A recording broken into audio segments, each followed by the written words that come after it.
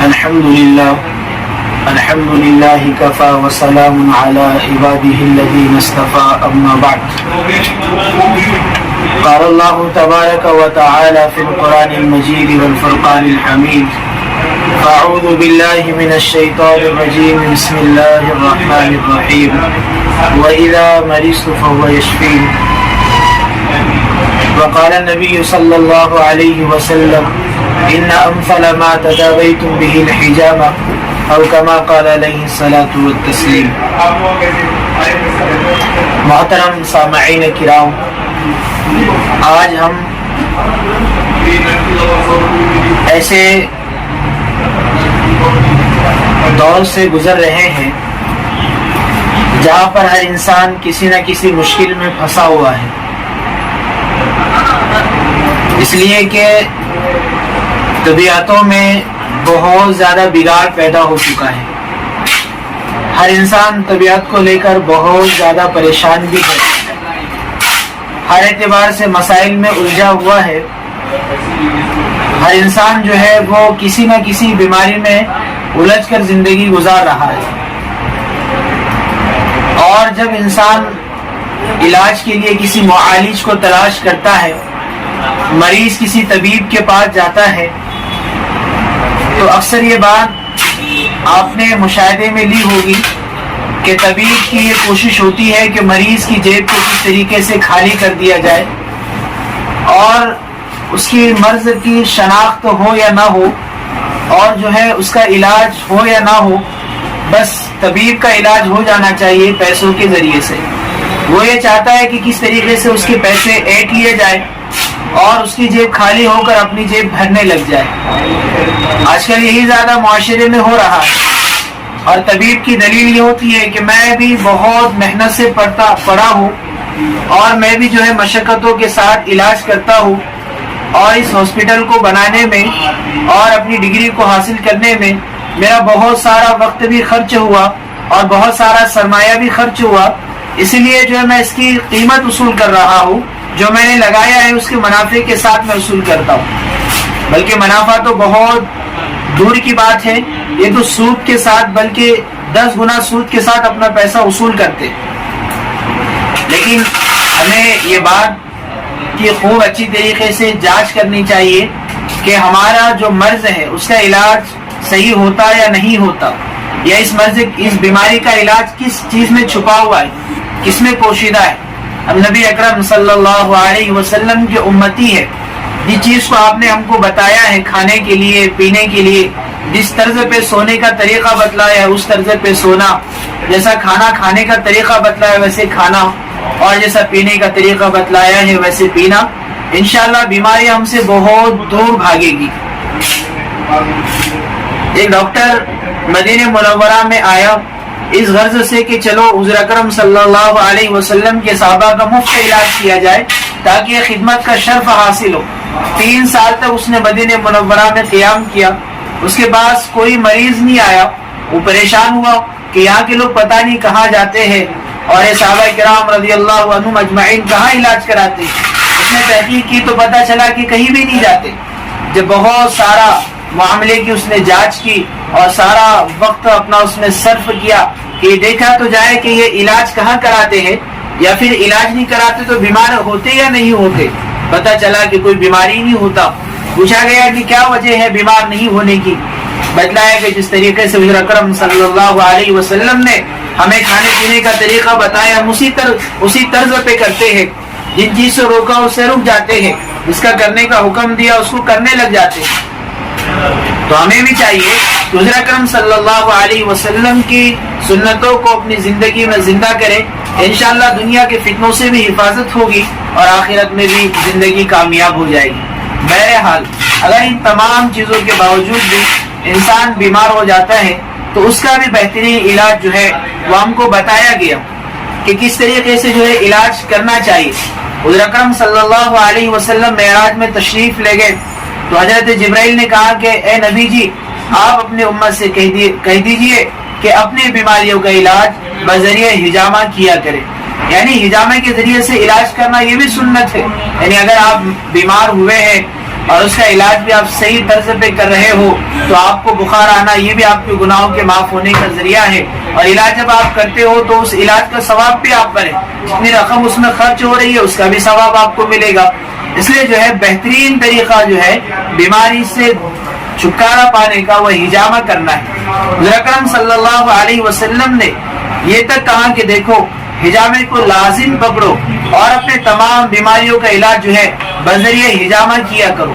ہجامہ کہتے کس کو ہے؟ آپ صلی اللہ علیہ وسلم کے دور میں اس کو جو ہے ہجامے کو بہت زیادہ جو ہے رواج دیا گیا تھا, اور ہر فرد جو ہے چاہے وہ بیمار ہو یا نہ ہو وہ ہجامہ کر لیا کرتا تھا. ہمارے دور میں ہجامہ کرنا ایک عیب سمجھا جاتا ہے اور لوگ ہجامہ کرنے سے ڈرتے بھی ہیں, حالانکہ ڈرنے کی بات نہیں ہے. لیکن افسوس کی بات یہ بھی ہے کہ ہمارے پاس بہت سارے لوگ ایسے ہیں جو صحیح طرز پہ ہجامہ نہیں کرتے, جس کا سائیڈ ایفیکٹ اور ہوتا ہے اور اس کے جو ہے رزلٹ غلط آنے لگتے ہیں, اور جب نتائج غلط آتے ہیں تو انسان جو ہے پشیمان ہو جاتا ہے اپنے کیے کرائے پر, اور وہ یہ سمجھ رہا ہوتا ہے کہ میں نے ہجامہ کیا اور اس کا نفع تو نہیں ہوا بلکہ اس سے نقصان ہوا.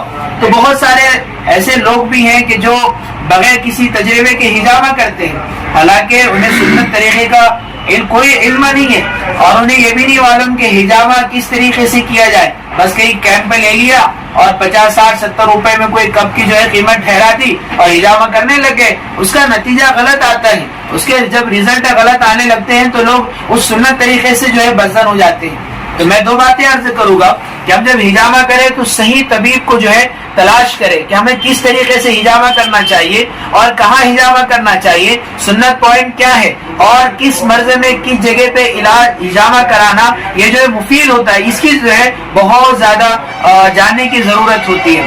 اور دوسرے جو لوگ ہجامہ کرتے ہیں ان سے بھی عرض کروں گا کہ آپ ہجامہ ضرور کریں, سنت طریقے پہ کریں اور پہلے اس کا پورا علم جو ہے اپنے اچھی طریقے سے اپنے علم میں لے لیں اور پوری جانکاری حاصل کر کے جو ہے ہجامہ کریں.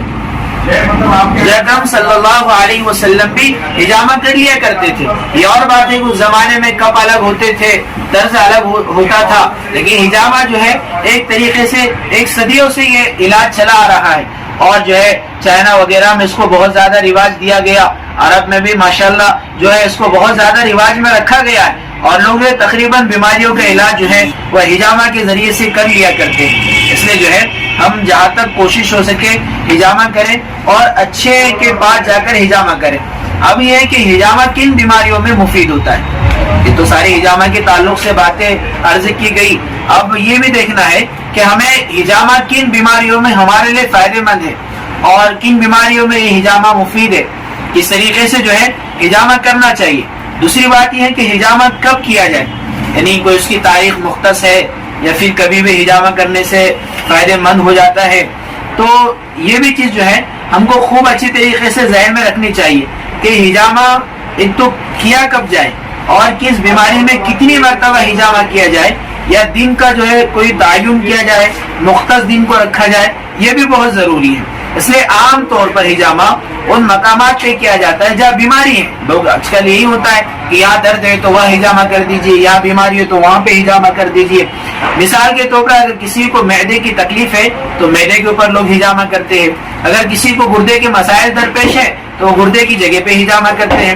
اگر کسی کو جو ہے دائیں طرف سینے میں تکلیف ہے یا بائیں طرف تکلیف ہے یا کوئی اور مسئلہ ہے یا سر میں بہت زیادہ شدید درد ہے تو لوگ اس کا ہجامہ کرتے ہیں. کئی امراض کے اندر ہجامہ کرنا بہت زیادہ مفید ہے. کئی لوگوں نے جو ہے بتایا کہ کندھوں میں بہت زیادہ تکلیف رہتی تھی اور انہوں نے جو ہے کندھوں کا ہجامہ کر لیا, اللہ نے اس کے ذریعے سے شفا دی ہے. اس لیے حضور اکرم صلی اللہ علیہ وسلم نے بتایا ہے کہ اپنے مریضوں کا علاج ہجامے کے ذریعے سے کر لیا کرو, اور آپ صلی اللہ علیہ وسلم خود بھی ہجامہ کر لیا کرتے تھے. اس لیے ہجامہ کرنا سنت بھی ہے, لیکن خوب اچھی طریقے سے جان لے کہ ہجامہ کب کرنا چاہیے. اگر ایک دفعہ آپ نے ہجامہ کر لیا تو کیا یہ مرض کے لیے کافی ہو جاتا ہے, یا ایک دفعہ کرنے کے بعد جو ہے اب اور کئی دفعہ آپ کو ہجامہ کرنا ضروری ہے؟ بہت سارے لوگ ایک مرتبہ ہجامہ کر لیتے ہیں اور پھر کہتے ہیں کہ کوئی فائدہ ہی نہیں ہوا, حالانکہ ہر بیماری کا علاج الگ ہوتا ہے. ہجامہ بھی اسی طریقے سے ہے کہ کسی بیماری میں ایک مرتبہ کیا جاتا ہے, پر کسی بیماری میں 2 مرتبہ کیا جاتا ہے, 15 دن کے بعد کسی بیماری میں کیا جاتا ہے, کسی بیماری میں مہینے کے بعد کیا جاتا ہے. بعض بیماری وہ بھی ہوتی ہے کہ 3 مہینے کے بعد ہجامہ کرنا لازم ہوتا ہے، اور بعض بیماریوں میں تو 15 دن کے بعد بھی ہجامہ کرنا ضروری ہوتا ہے۔ اس لیے ہجامہ کتنی بار کیا جائے یہ بھی ضروری ہے۔ تو یہ طبیب جو ہے وہ بیماریوں کے تعلق سے آپ کو بتائے گا کہ کس بیماری میں کتنی مرتبہ ہجامہ کرنا ضروری ہے۔ حضرت ابن عباس رضی اللہ تعالیٰ عنہ فرماتے ہیں کہ حضور اکرم صلی اللہ علیہ وسلم نے ارشاد فرمایا، اللہ تعالیٰ نے شفا کو 3 چیزوں میں پوشیدہ رکھا ہے۔ یعنی شفا جو ہے مریض گھومتا ہے، سب چکر یہی ہے، یہ ہاسپٹل سے وہ ہاسپٹل، یہ دواخانے سے وہ دواخانہ، ایک ڈاکٹر سے دوسرا ڈاکٹر، صرف اس لیے ہم بدلتے ہیں اور اچھے سے اچھا ڈاکٹر اس لیے تلاش کرتے ہیں کہ ہمیں جو ہے جو بیماری لاحق اس سے شفا مل جائے۔ اور حضور اکرم صلی اللہ علیہ وسلم نے ہم کو بتلا دیا کہ اللہ تعالیٰ نے 3 چیزوں میں جو ہے شفا کو جو ہے پوشیدہ رکھا ہے۔ پہلی چیز ہے ہجامہ کرنا، یعنی جو ضرب لگائے جاتے ہیں ہجامہ کے ذریعے سے، جس کو ہم کپ کہتے ہیں، تو کپنگ، جس کو انگلش میں کپنگ تھراپی بھی کہا جاتا ہے، تو اس کپ کے ذریعے سے ہجامہ کرنا۔ دوسرے یہ کہ شہد کا خوب کثرت سے استعمال کرنا، لیکن اس کے طریقے ہوتے ہیں کہ کس بیماری میں شہد کب استعمال کیا جائے اور کتنا استعمال کیا جائے، آپ کے پاس جو طبیب ہوگے آپ ان سے پوچھ لیجئے۔ اور تیسرے کہ آگ سے داغنا، اور حضور اکرم صلی اللہ علیہ وسلم نے اس کو ناپسند کیا کہ اپنی امت کو حکم نے دیا کہ وہ آگ سے داغے، حالانکہ یہ بھی بہترین علاج ہے، لیکن آپ نے اپنی امت کے لیے ہر اس کام کو پسند کیا ہے جس میں سہولت ہو اور آسانی ہو، اور امت کے لیے کوئی تکلیف نہ ہو۔ ہجامہ کرنے میں کوئی تکلیف نہیں ہے اور شہد کے استعمال میں بھی کوئی تکلیف نہیں ہے، لیکن آگ کے داغے جانے میں بہت زیادہ تکلیف ہوتی ہے، اس لیے حضور اکرم صلی اللہ علیہ وسلم نے اس کو ناپسند کیا، حالانکہ اس کے ذریعے سے بھی علاج کیا جا سکتا ہے۔